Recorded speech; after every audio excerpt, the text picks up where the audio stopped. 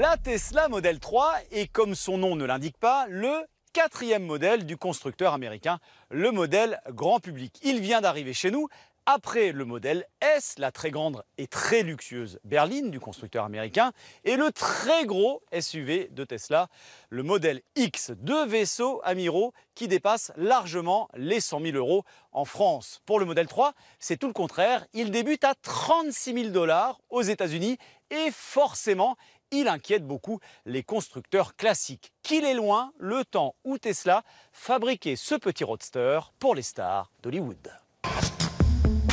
Ce cabriolet lance la marque en 2008. C'est l'une des toutes premières sportives électriques, aussi performante qu'une Ferrari sur l'exercice du 0 à 100 km/h. Mais Elon Musk, l'emblématique patron de Tesla, veut surtout utiliser sa fortune pour battre Mercedes, Audi et BMW. Le modèle S et le modèle X sont faits pour ça, mais ils coûtent toujours cher, beaucoup trop cher.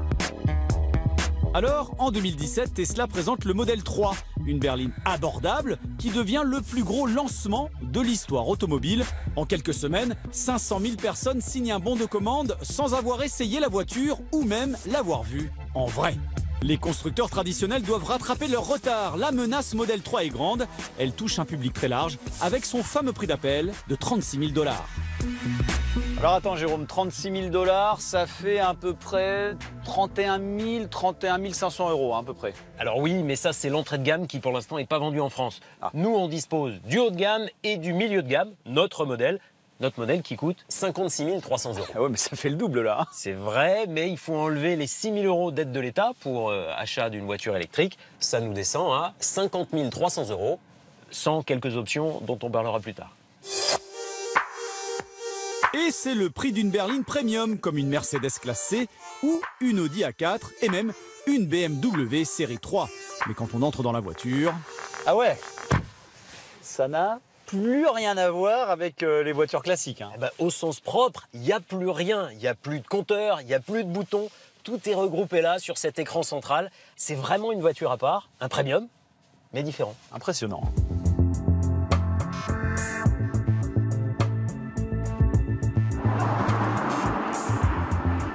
Bon, clairement, Jérôme, on roule différent dans cette voiture, mais moi, il y a une question qui me vient évidemment à l'esprit, c'est l'autonomie avec une voiture électrique.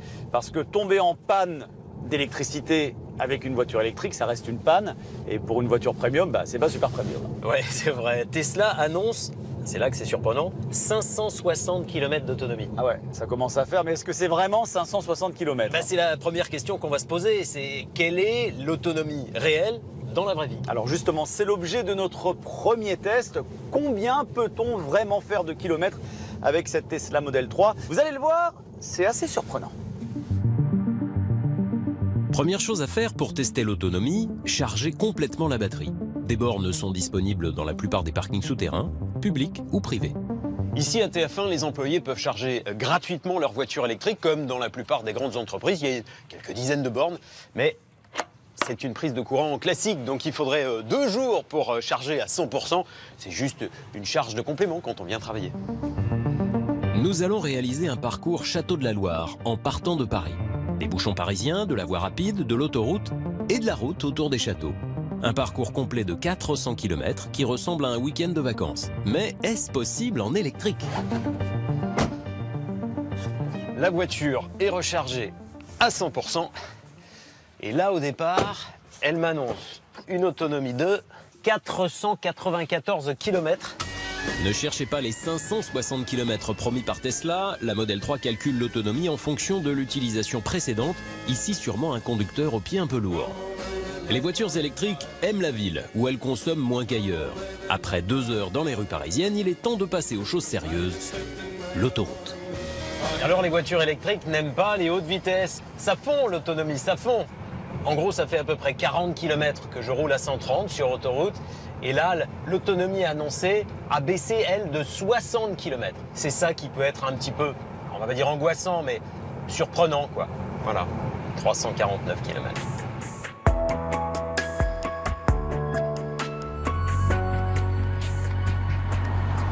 On arrive enfin à Chambord. On a fait 192 km depuis Paris. L'autoroute a été très gourmande en énergie. Ça fait du bien d'être enfin sur la route. On va consommer moins. il nous reste à peu près 200 km d'autonomie. On va voir ça. Sur ces routes limitées à 80 km/h, la Tesla semble à son aise. L'autonomie descend beaucoup moins vite en passant devant les châteaux de Chaumont, d'Amboise et Chenonceau. Il est temps de rentrer. On a couvert jusque-là 280 km. La Model 3 nous annonce encore une centaine de kilomètres avant d'être vide. Juste la distance qui nous sépare d'un superchargeur près d'Orléans. L'une de ces bornes très médiatiques où on peut faire le plein en 1 heure. Alors ces superchargeurs sont des bornes extrêmement puissantes, à peu près 60 fois nos prises de courant classiques. Il y en a à peu près une soixantaine des stations comme ici, réparties sur l'ensemble du territoire. Aujourd'hui c'est payant, avant c'était gratuit, à peu près 25 € pour faire le plein. Mais le vrai intérêt, c'est que c'est extrêmement rapide. Et je suis content d'être arrivé jusqu'ici parce que regardez dans quel état est notre voiture. Elle est à 0%, on a consommé toute la batterie. Et pour ça, on a parcouru 388,7 km. 388,7 km d'autonomie, c'est mon dernier mot, Jean-Pierre. On est quand même loin des 560 annoncés. Ouais, je suis un peu déçu. J'espérais atteindre au moins 400 km. Mais bon, c'est de plus en plus facile de recharger et on aurait pu faire ce parcours sans problème si on avait rechargé à chaque arrêt. Et c'est d'ailleurs un comportement à adopter quand on conduit une voiture électrique. On s'arrête là où il y a des recharges et on recharge dès qu'on s'arrête. Bon alors, d'un autre côté, Jérôme, quasiment 400 km d'autonomie pour une voiture qui accélère aussi fort, c'est peut-être pas si mal que ça. On va d'ailleurs faire ce fameux test d'accélération sur la distance préférée des sprinteurs, en l'occurrence 100 mètres. Alors, la logique aurait voulu qu'à tarif égal, on lui oppose une berline comme cette BMW 330i. Mais cette voiture, comme toutes les autres de cette catégorie d'ailleurs, aurait été mangée toute crue par la puissance de la Model 3, l'équivalent de 351 chevaux. Non, on a décidé de lui trouver une petite copine de jeu un petit peu plus musclée. En l'occurrence, ça. Une Porsche 718 Cayman GTS de 365 chevaux. Une référence en matière de coupé sportif. Mais est-ce que cela va seulement suffire? Verdict. Dans 3, 2, 1...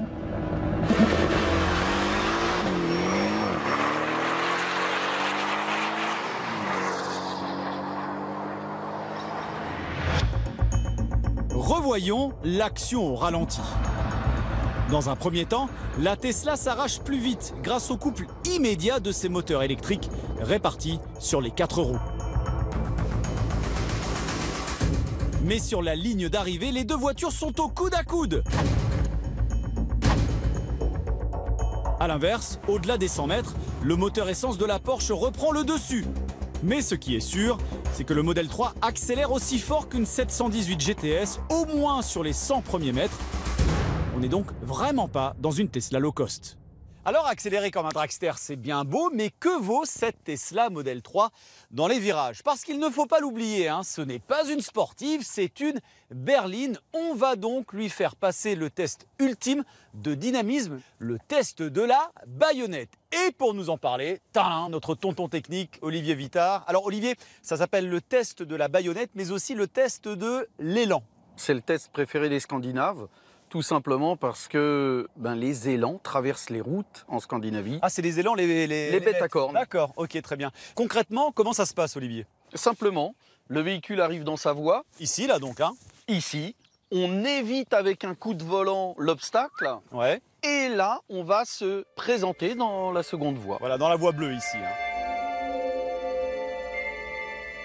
Bon, le problème, c'est que concrètement, on se retrouve dans une autre voie, voire en dehors de la route, dans une situation réelle. Exactement, dans ton évitement, il va falloir remettre un coup de volant pour se retrouver dans la voie initiale. Alors la voiture la plus efficace sera celle qui passera le plus vite, sans toucher ses cônes. C'est un petit peu le test ultime en termes d'efficacité et de dynamisme, finalement. Exactement. Nous allons donc la comparer à la référence historique en matière de dynamisme, la berline BMW Série 3.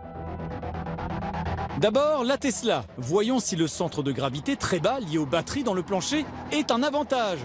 Vitesse élevée au premier coup de volant, 99 km/h, elle passe sans problème.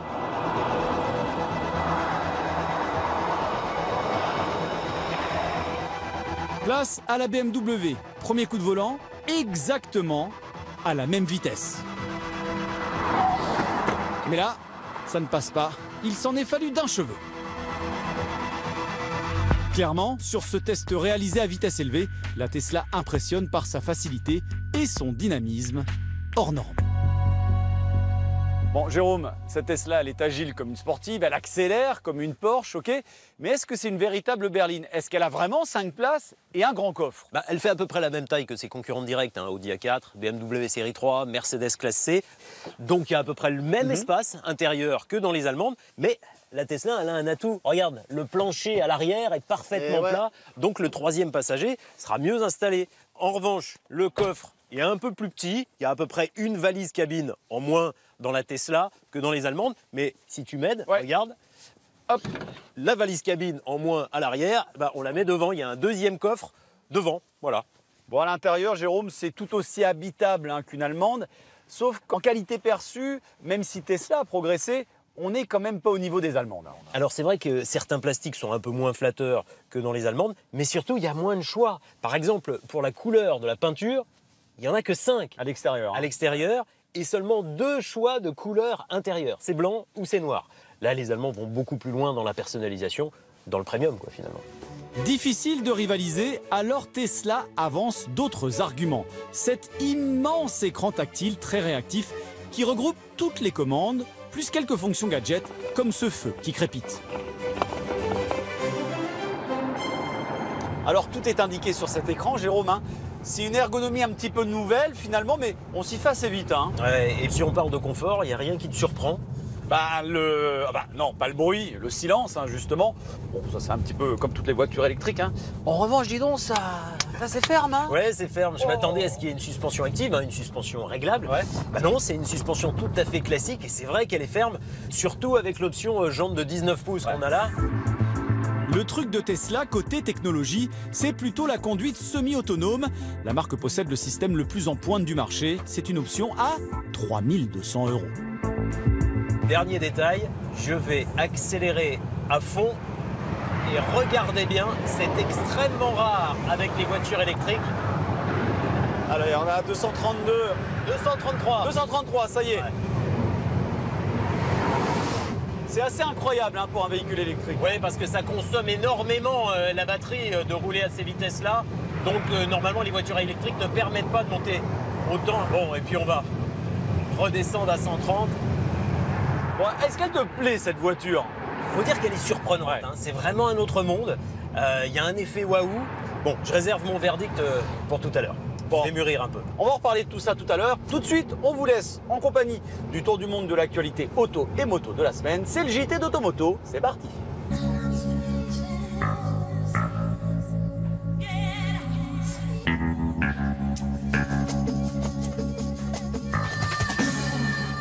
De retour dans Automoto, bienvenue à tous. La star cette semaine vient de nous rejoindre. Il s'agit de la Tesla Model 3. Nous vous dévoilerons dans quelques minutes le résultat final de notre grand test pour savoir ce que vaut véritablement la nouvelle reine des véhicules électriques. Mais nous vous donnerons notre verdict final après ce grand test de la Tesla Model 3. Mais pour ceux qui n'étaient pas là en début d'émission, petit rappel. Tout à l'heure, nous avons vu que l'autonomie du Model 3 était presque de 400 km, que ses accélérations étaient incroyables avec une tenue de route remarquable. Alors, cette Tesla est-elle une véritable voiture premium? Et si oui, à quel prix? Bon, Jérôme nous a rejoint car c'est l'heure du jugement final pour cette fameuse Tesla Model 3. D'abord, Jérôme, combien elle coûte cette voiture? Alors, celui qu'on a essayé, autour des 57 000 €. Mais il faut enlever à cette somme les 6 000 € que l'État donne quand on achète une voiture électrique. Exactement, mais on ajoute maintenant les options de notre voiture. Donc on arrive à 56 700 €. C'est ça. C'est pas vraiment une voiture électrique pour tout le monde.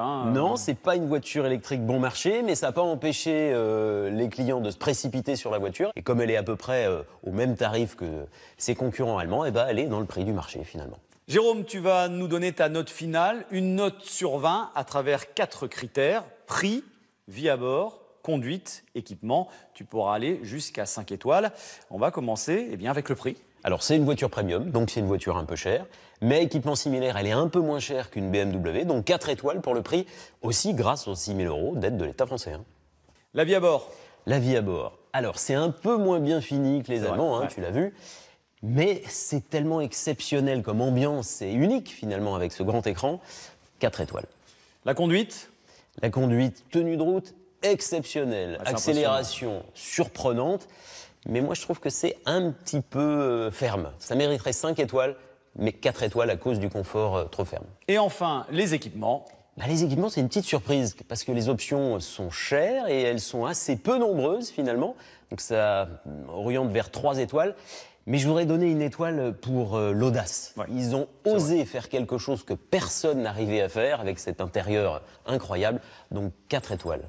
Ce qui nous donne une note finale de 16 sur 20, une très jolie note pour cette voiture qui va changer pas mal de choses. Toi, tu as bien aimé cette voiture, hein? C'est quelque chose d'exceptionnel, puis c'est une voiture qui change le monde, hein. En tout cas, elle a cette ambition-là. Merci Jérôme.